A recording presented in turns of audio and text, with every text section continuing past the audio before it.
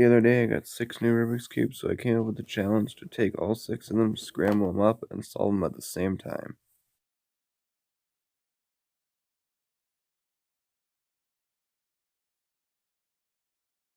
First cube finished at about a minute 13.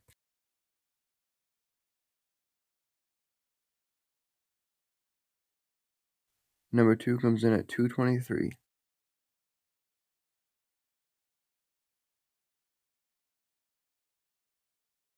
Three cubes complete at 3:36.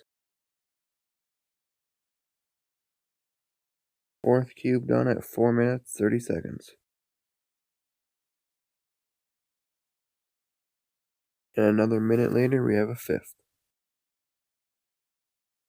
And I finished all 6 cubes with a final time of 6 minutes 26 seconds.